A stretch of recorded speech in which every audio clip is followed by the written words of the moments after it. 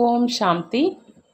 அவ்யக்த முரளி 13/11/1981.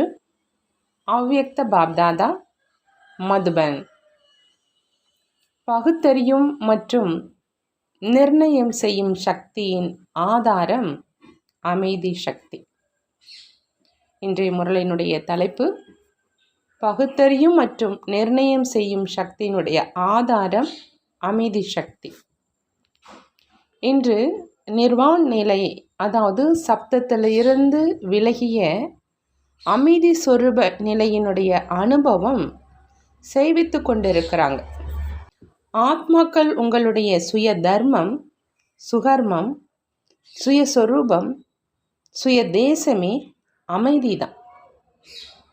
சங்கமிகத்தினுடைய விசேஷ சக்தியும் அமைதி சக்தி தான். அனைத்து சங்கமயுக ஆத்மாக்கள் உங்களுடைய லட்சியமே இப்போ இனிமையான அமைதியான வீட்டுக்கு செல்லணும் அப்படிங்கிறது தான். இதே அனாதி லட்சணம், அதாவது அமைதி சொரூபமாக இருப்பது மற்றும் அனைவருக்கும் அமைதி கொடுப்பது அப்படிங்கிற இந்த சக்தி தான் உலகத்துக்கு தேவையாக இருக்குது. நம்மளுடைய அனாதி லட்சணம் அமைதி சொரூபமாக இருக்கிறது மற்றும் அனைவருக்கும் அமைதி கொடுப்பது. இந்த சக்தி தான், அமைதி சக்தி தான் இப்போ உலகத்துக்கு தேவையாக இருக்குது. அனைத்து பிரச்சனைகளுடைய தீர்வும் இதே அமைதியின் சக்தியின் மூலமாக தான் ஆகுது. ஏன் அப்படின்னா, அமைதி அப்படின்னா அமைதி சொரூப ஆத்மா ஏகாந்த வாசியாக இருக்கிற காரணத்தினால எப்பொழுதும் ஒருமித்த நிலையில் இருக்கிறாங்க. மேலும் ஒருமித்த நிலையின் காரணமாக விசேஷமாக 2 சக்திகள் எப்பொழுதுமே பிராப்தி ஆகுது. ஒன்று பகுத்தறியும் சக்தி, இன்னொன்று நிர்ணயம் செய்யும் சக்தி.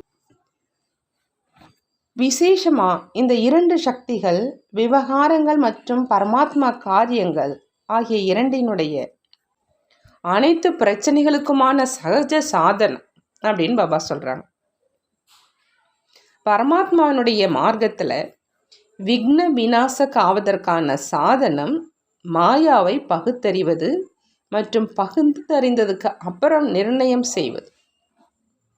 பகுத்தறியாத காரணத்தினால தான் விதவிதமான மாயாவினுடைய ரூபங்களை தூரத்திலிருந்து விரட்ட முடியல.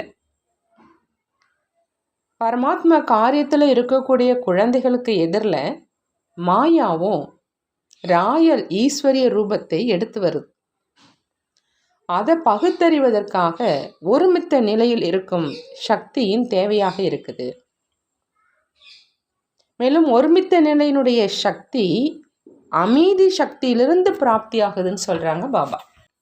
தற்சமயம் பிராமண ஆத்மாக்களில் அதிவேகத்தில் பரிவர்த்தனை ஆவது குறைவாக இருக்குது. ஏன் அப்படின்னா, மாயாவுடைய ராயல் ஈஸ்வரிய தங்கம் எல்லாம் பூசப்பட்டதை உண்மையான தங்கம் அப்படின்னு நினச்சிடுறாங்க. அந்த காரணத்தினால மற்றும் பகுத்தறியாத காரணத்தினால என்ன வார்த்தை சொல்கிறாங்க? நான் என்ன செஞ்சேனோ மற்றும் என்ன கூறினேனோ அதை சரியாகத்தான் சொன்னேன். நான் எதில் தவறாக நடந்திருக்கிறேன், அந்த மாதிரி தான் நடந்து கொள்ள வேணும் அப்படின்னு சொல்கிறாங்க. தவறு செஞ்ச போதிலும் தன்னை தவறானவர் அப்படின்னு நினைக்கிறது கிடையாது. என்ன காரணம்? பகுத்தறியும் சக்தியினுடைய குறைவு தான். மாயாவினுடைய ராயல் ரூபத்தை உண்மை அப்படின்னு நினச்சிடுறாங்க. பகுத்தறியும் சக்தி இல்லாத காரணத்தினால யதார்த்தமாக நிர்ணயம் செய்ய முடியல. சுய மாற்றம் செய்யணுமா அல்லது மற்றவர்கள் மாறணுமா அப்படின்னு இதை நிர்ணயம் செய்ய முடியல. ஆகையினால மாற்றம் அடைவதனுடைய வேகத்தை அதிகரிக்க வேண்டியது இருக்குது. நேரமானது அதிவேகத்தில் முன்னுக்கு போயிட்டே இருக்குது. ஆனால் நேரத்துக்கு தகுந்த மாதிரி பரிவர்த்தனை ஆகிறது மற்றும் சுயத்தினுடைய உயர்ந்த எண்ணங்கள் மூலம் பரிவர்த்தனை ஆகிறது அப்படிங்கிற இதனுடைய பிராப்தியினுடைய அனுபவத்தில் இரவுக்கும் பகலுக்குமான வித்தியாசம் இருக்குது அப்படிங்கிறாங்க பாபா. எப்படி இன்றைய நாட்களில் பயணிகளினுடைய வாகனங்களை ஓட்டுறாங்க இல்லையா, ஒன்று தானாக இயங்க தொடங்குவது மற்றும் இன்னொன்று தள்ளிவிட்டு இயக்க வேண்டியதாக இருக்குது. அது ரெண்டிலும் வேற்றுமை இருக்குதான் இல்லையா? ஆகையினால நேரத்தின் தள்ளுதல் மூலம் பரிவர்த்தனை ஆகிறது அப்படிங்கிற இந்த முயற்சி செய்வதின் வண்டியை தள்ளிவிட்டு இயக்குவது அமர்ந்து செல்வதாக ஆவதில்லை. அமர்ந்து செல்வதற்காக தள்ளிவிட்டு இயக்க வேண்டியதாக இருக்குது. நேரத்தினுடைய ஆதாரத்தில் பரிவர்த்தனை ஆவது அப்படின்னா பங்கினுடைய சிறிதளவு பிராப்தியை மட்டும் அடையிறது. எப்படி ஒருவர் முதலாளியாக இருப்பார், இன்னொருவர் கொஞ்சம் சிறிதளவு பங்குதாரராக இருப்பார். அப்படி எங்கே எஜமான தன்மையினுடைய அதிகாரி, எங்கே சிறிதளவு அஞ்சலி பெறுறவங்க? பாபா கேட்குறாங்க, இதற்கு காரணம் என்ன அப்படின்னு. அமைதி சக்தியினுடைய அனுபவம் இல்லை. அமைதி சக்தியின் மூலம் பகுத்தறியும் மற்றும் நிர்ணயம் செய்யும் சக்தியினுடைய பிராப்தி ஆகிற காரணத்தினால பரிவர்த்தனை தீவிரகதியில் நடந்துருது. அப்படி அமைதி சக்தி எவ்வளோ மகான் அப்படின்னு புரிஞ்சுக்கிட்டீங்களா அப்படின்னு பாபா கேட்குறாங்க. அமைதியினுடைய சக்தி கோப அக்னியை சீத்தளமாக ஆக்கிடுது. அமைதி சக்தி வீணான எண்ணங்களினுடைய குழப்பத்தை முடிவு செஞ்சிடுது. அமைதி சக்தி எப்படிப்பட்ட பழைய சமஸ்காரமாக இருந்தாலும் அந்த சமஸ்காரத்தை அழிச்சிருது. அமைதியினுடைய சக்தி அநேக விதமான மனநோயை சுலபமாக அகற்றிடுது. அமைதி சக்தி அமைதி கடல் தந்தையோடு அநேக ஆத்மாக்களினுடைய சந்திப்பை செய்வித்து விட முடியும். அமைதியினுடைய சக்தி அநேக ஜென்மங்களாக அலைந்து கொண்டிருக்கும் ஆத்மாக்களுக்கு புகலிடம் கிடைச்சிருச்சு அப்படிங்கிற அனுபவத்தை செய்விக்க முடியும். மகான் ஆத்மாவா தர்ம ஆத்மாவாக ஆக்கிடுது. அமைதியினுடைய சக்தி ஒரு நொடியில் 3 உலகங்களையும் சுற்றி வர செய்ய முடியும். எவ்வளவு மகான் அப்படின்னு புரிந்ததான் கேட்குறாங்க பாபா. அமைதியினுடைய சக்தி குறைந்த உழைப்பு, குறைந்த செலவில் நிறைந்த பலன் உள்ளவராக ஆக்குது. அமைதியினுடைய சக்தி ஐயோ ஐயோ அப்படிங்கிற அலறலை ஆஹா ஆஹா அப்படிங்கிற வெற்றி முழக்கமாக செய்விக்க முடியும். அமைதியினுடைய சக்தி எப்பொழுதும் உங்கள் கழுத்தில் வெற்றி மாலையை அணிவிக்கும். அப்படி வெற்றியும் கிடைச்சிருச்சு, மாலைகளும் உருவாகிட்டன. இன்னும் வேறு என்ன பாக்கி இருக்குது அப்படின்னு பாபா கேட்குறாங்க. அனைத்தும் ஆயிடுச்சு இல்லையா? அப்படி நீங்கள் எவ்வளோ மகான் அப்படின்னு கேட்டிங்களா? மகான் சக்தியை காரியத்தில் மிக குறைவாக ஈடுபடுத்துறீங்க. வார்த்தைகள் மூலம் எப்படி அம்பு எய்வது என்பது தெரிஞ்சிடுச்சு. இப்போ அமைதியினுடைய அம்பை எய்யுங்க. அதன் மூலமா மணல்ல கூட பசுமையான பயிரை விளைவிக்க முடியும்.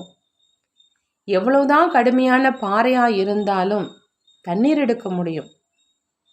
தற்சமயம் அமைதியினுடைய சக்தி நடைமுறையில் கொண்டு வாங்க.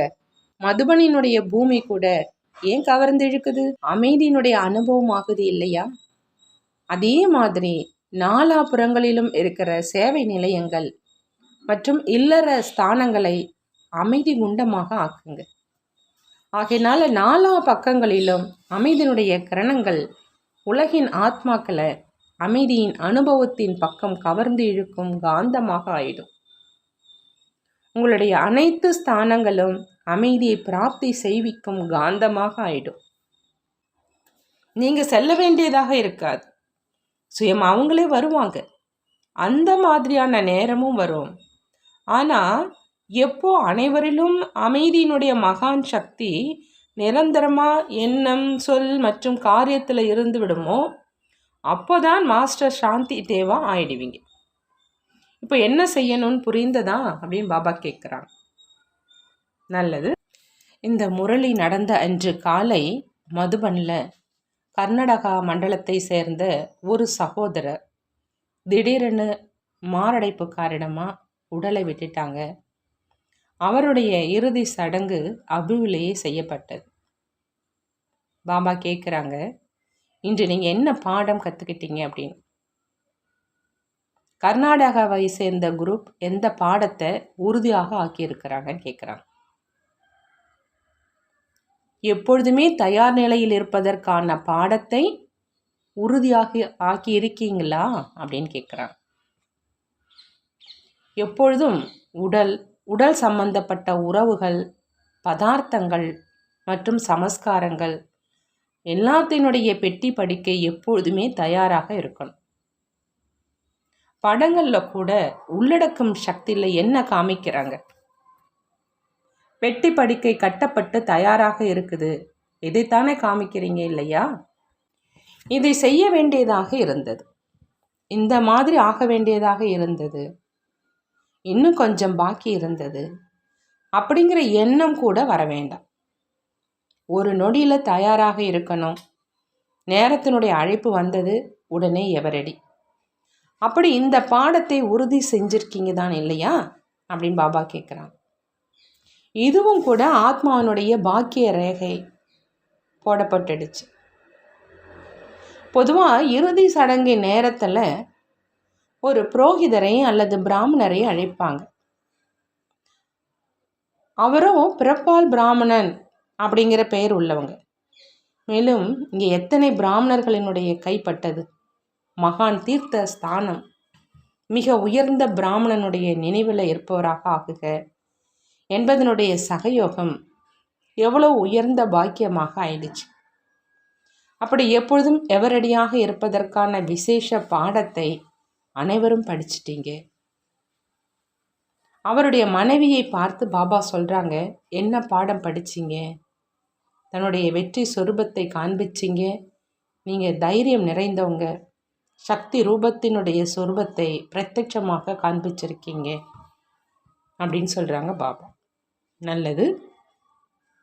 எப்பொழுதும் தன்னுடைய சுய சொரூபம், சுய தர்மம், சிரேஷ்ட கருமம், சுய தேசத்தின் நினைவு சொரூபம், சாந்தி நிறைந்தவர்.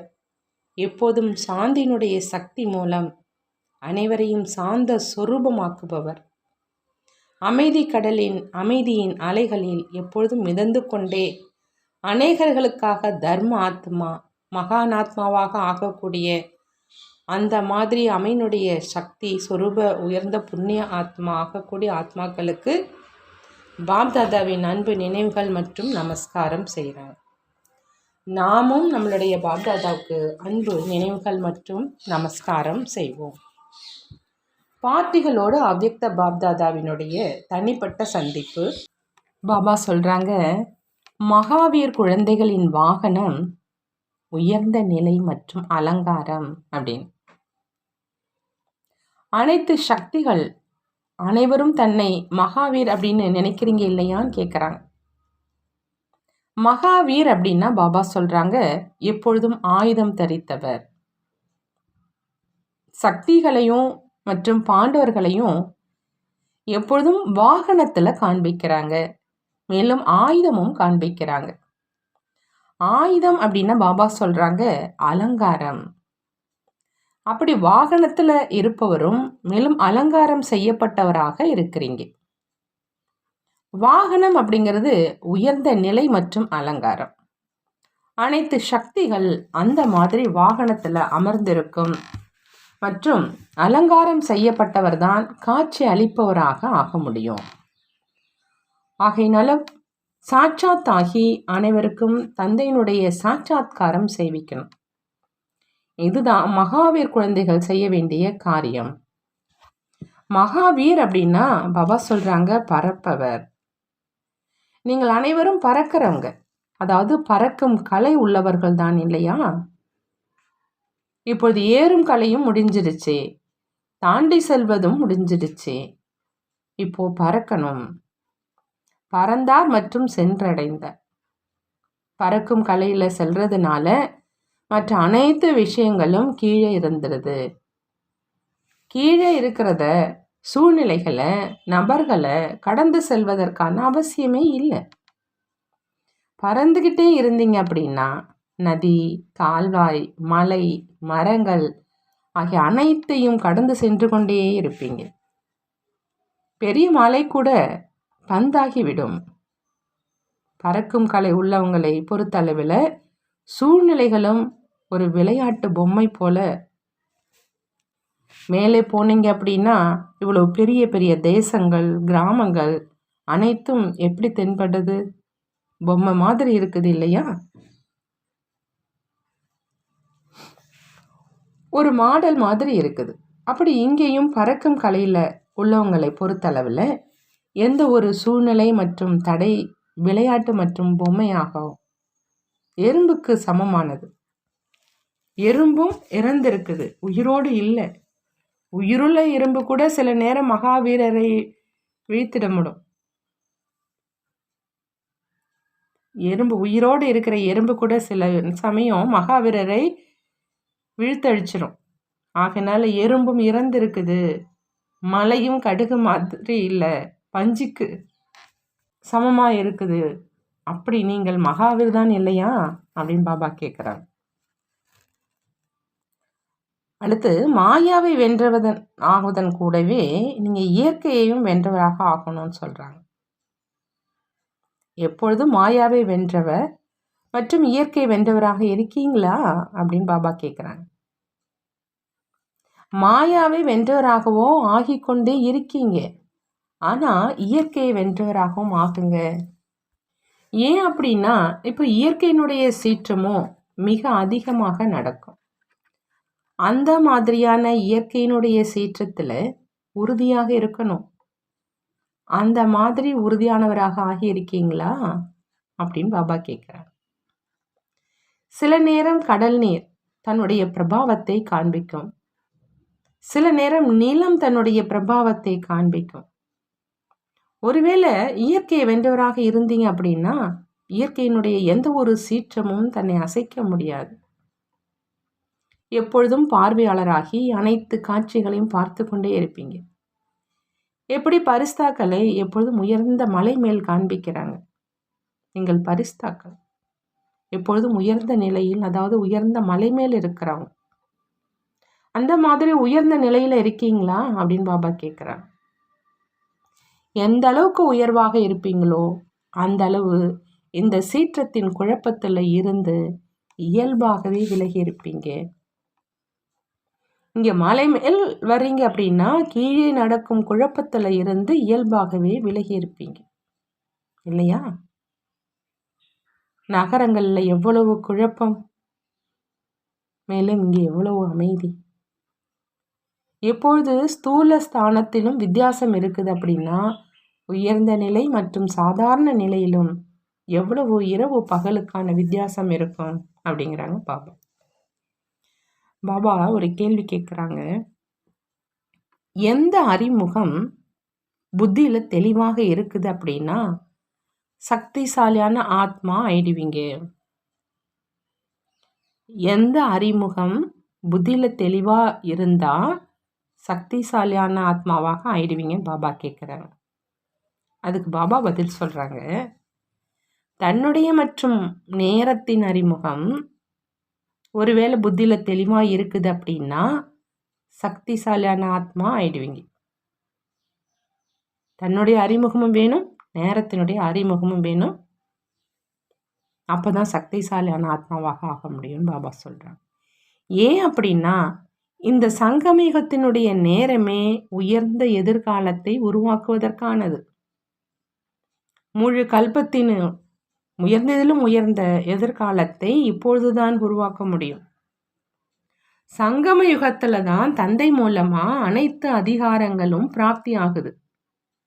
அப்படி நீங்கள் அதிகாரி ஆத்மாக்கள், உயர்ந்த ஆத்மாக்கள், உயர்ந்த பிராப்தியை அடையிறவங்க எப்பொழுதும் இதை நினைவில் வச்சிங்க அப்படின்னா சக்திசாலியானவராக ஆயிடுவீங்க.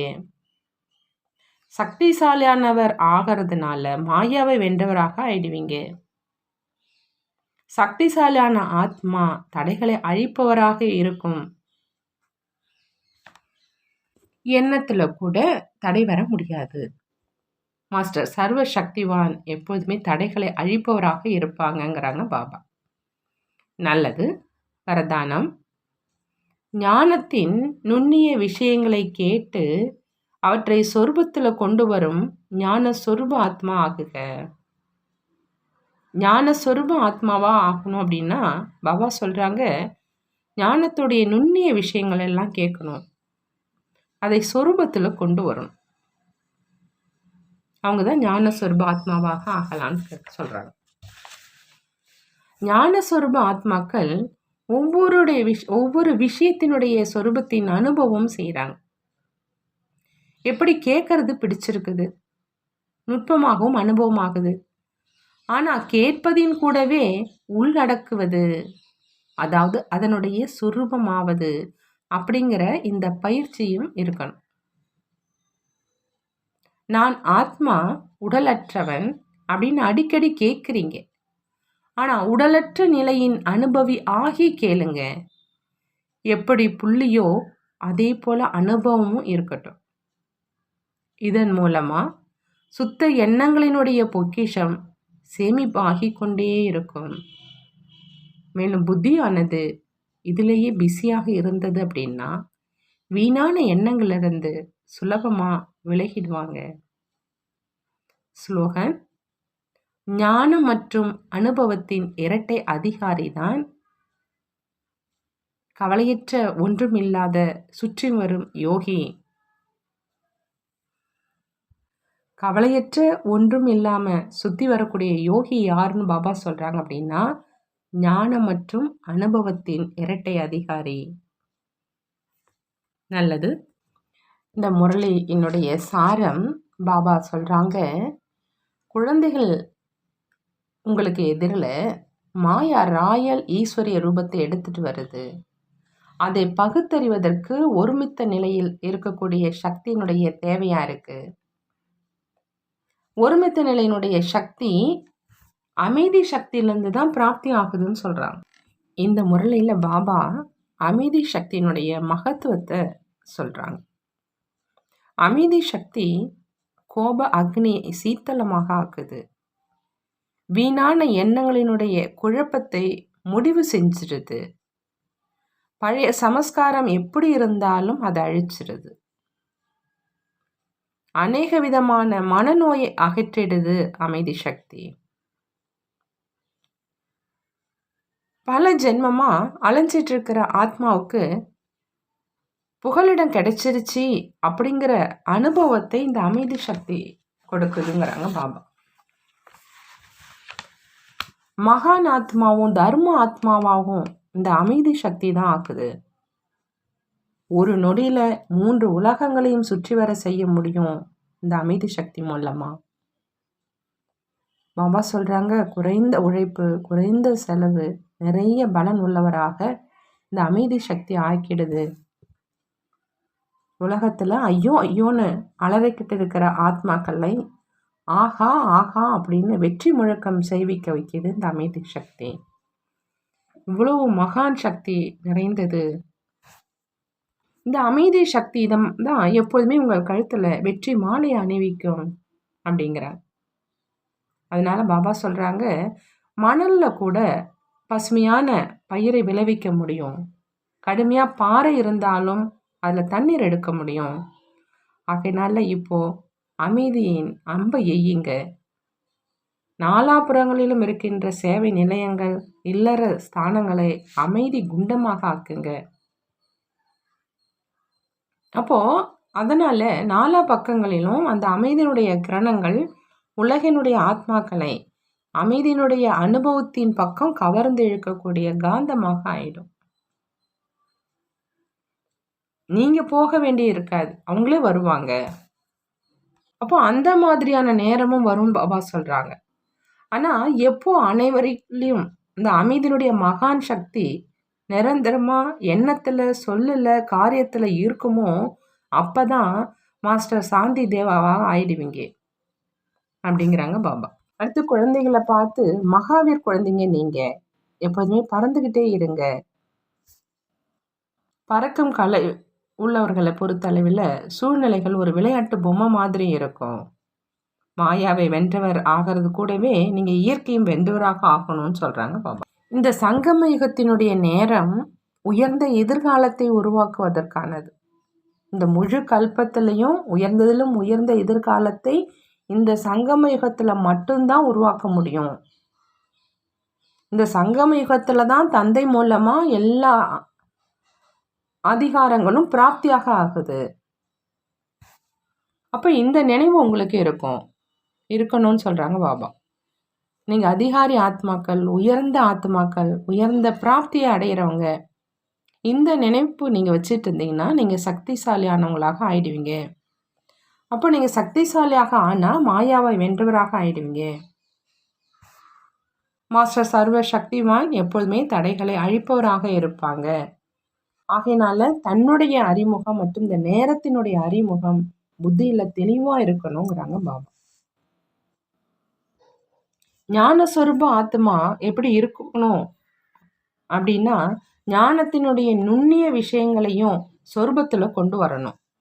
அவங்க தான் ஞானஸ்வரூப ஆத்மாவாக ஆக முடியும். இந்த ஞானம் மற்றும் அனுபவத்தினுடைய இரட்டை அதிகாரி குழந்தைகள் தான் கவலையற்று ஒன்றுமில்லாத சுற்றி வரும் யோகியாக ஆக முடியுங்கிறாங்க பாபா. நல்லது. ஓம் சாந்தி. நன்றி பாபா, நன்றி.